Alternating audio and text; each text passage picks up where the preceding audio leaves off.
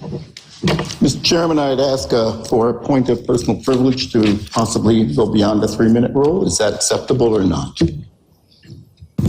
Yes, but don't go too far. It won't be that long. I'm not going to go in 3 hours. I had the opportunity to review last meeting online because I was busy with other things that I have to attend to. I have viewed an attempted political hatchet job by Ms. Buckley, Mr. Vorba, and Mr. Permy. It seems like some members don't want to play nice in the sandbox. That was a lesson that you should have learned in kindergarten. The sprayscape has been around for several years, and it's winter. So why is it a racialist park issue as defined in a post, a high priority? Isn't due diligence recommended in this type of situation? The board focus should be on citizen concerns. The cost of the Northville Downs racetrack lawsuit, which is in closed session, I see. Manpower at the police and fire department to make sure that's commensurate with the needs of the community. Efficient EMS services. Controlled development and infrastructure changes consistent with a master plan.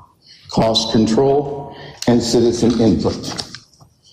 The concerned citizens who organized against the racetrack and the overdevelopment present at the last meeting were verbally attacked as a mob.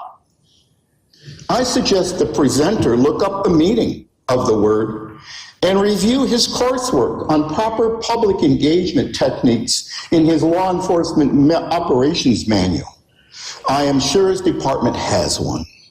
Inflammatory, accusatory, public behavior should not be condoned or allowed at a meeting, and the chair certainly can stop public comment if it becomes personal or innuendo or inflammatory in any way. That is typically a chairman's responsibility. There seems to be an agenda associated with money in the year 2024. There's an organization called Grassroots Midwest, Inc., which paid $22,000 to Progress Plymouth PAC. The PAC doesn't seem to be registered anywhere. If it is, I'd be happy if some of those people that donated to it would tell me where it is. Progress Plymouth PAC paid $18,000 to elect Kurt Heisey, $3,000 to elect Jennifer Buckley. Contributions to Progress Plymouth, $24,000 from Kurt Heisey, Greg Bill, Jerry Vorba, Mark Clinton, Robert Dushevitz, and Jennifer Buckley. The only members of the seated board that are not associated with this particular money flow situation are Sandy Groth, John Stewart, and Charles Permy. There are $20,000 from other individuals and companies, some of which had resolutions before this board in the year 2024. I and many of others are concerned citizens about this type of situation and its influence it has. My final comment is, in the notes, I'm sorry, miss, Brian Buckley noted that all people should be respectful, and he thanked the board. I reviewed the video 3 times. I did not see that verbiage anywhere. I saw attacks on a mob. Thank you for your time.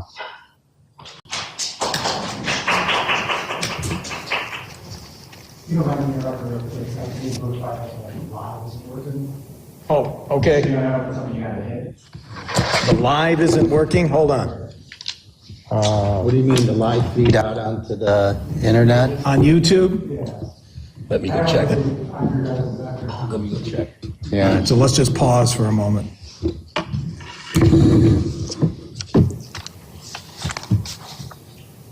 Isn't that box upstairs? All right. Should I wait? I'll wait. Yeah, wait. Is that controlled from here or the box on the second floor?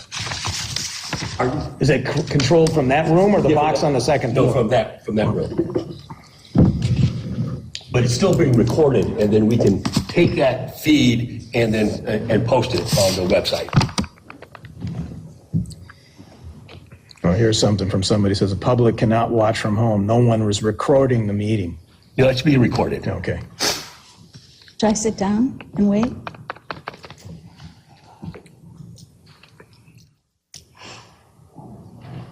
Is he going to signal you, or should we start up? No, go ahead. Go ahead. Oh, okay, go ahead. I can only stand for so long. Mary Pine, last meeting, Jerry as clerk, you made a spectacle of yourself with your bullying, drama queen, name-calling, failed attempt to ambush our new supervisor. You were joined by trustee Jen, who had previously stated her intention not to cooperate and therefore not to look out for the residents. Notably, you were the only two speakers speaking disrespectfully to the supervisor. Now, what was this about? Was it about an attempt to clandestinely thrust a community-altering racetrack on the residents, which ultimately ended up as a $10 million lawsuit? No. This was much ado about nothing, involving intelligently and prudently solving a problem that our former supervisor left unfinished, having the township sprayscape meet the Eagle standards in an intelligent, prudent, long-lasting manner. Hypocritically and lacking transparency, an internet post was generated to distort this issue. A guess is that this was posted by the individual who advocated that our youth play soccer in the middle of a racetrack exposed to horse urine, E. coli, and potential drunk driving. I would like to thank Chuck for stewarding our tax dollars prudently, especially in these times of inflation, with the $10 million Northville lawsuit our former supervisors saddled us with, and the upcoming decisions on the fire department. Parents, grandparents, and children will benefit from the well-planned solution to the sprayscape. Now, I would like to call an end to all of this drama and immature games. Don't be slow learners. It has been made clear that the racetrack debacle and all these political maneuverings are not what is expected of our township government. Many people have been thanked for the genuine efforts to keep our community the great family community that it is. Please stop the games. There are some red flags or tells to watch out for. For instance, I asked the deputy clerk to ask and give me a written documentation on the guidelines for the clerk's office employees being involved in election campaigning. On a second try, she gave me this sticky note for the Michigan Bureau of Elections. However, she did add that they had First Amendment rights and could take their lunch whenever they wanted to. This does not appear to be a very tightly run department or a transparent, forthcoming one, especially for a clerk's office. When Jerry, our clerk, starts talking about his First Amendment rights, that is a tell. Also, I have spoken with the fire department in response to our rear ending. When I previously stated that I was told to exit the passenger side near streaming traffic, the fire chief told me that that did not happen. He was not there. Denials help nothing. I never received a response from Fire Chief Phillips to the 2-page letter I sent in hopes of helping the firefighters to help others. These are tells. Then there is the shocking story of the doctor having a heart attack, no one answering the fire station door with the goodness of a stranger saving him. No one discussed how to make sure that this never happened again. Another tell. Start doing the jobs you were elected and paid to do or are hired and paid to do. And thank you to those who are doing this sincerely already. Time for self-serving politics and games to end.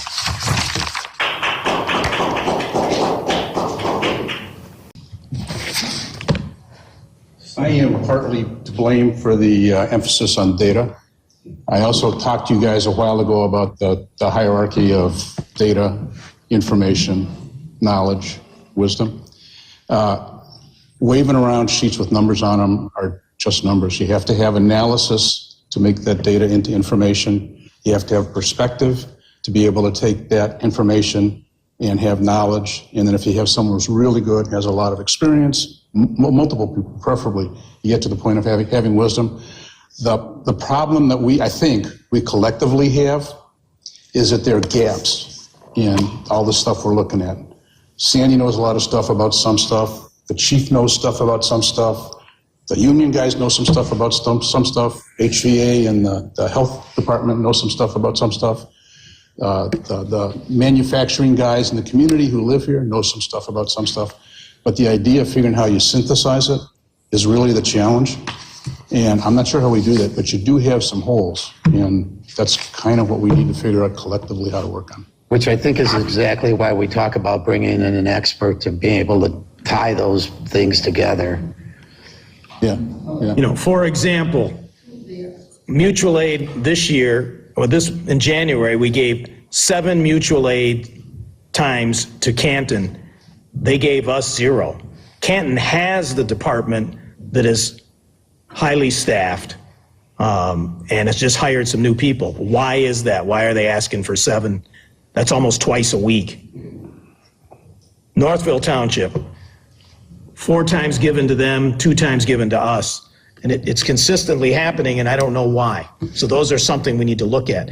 These highly staffed departments that are using techniques that are much more allegedly sophisticated than us are requiring more help from us. We're the small guy, and they're the big guy. But don't know the answer, so those are the kinds of things to think about.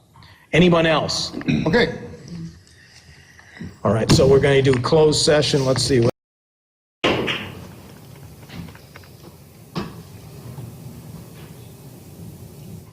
Good evening. My name is David Mashney. I spoke before a few times. And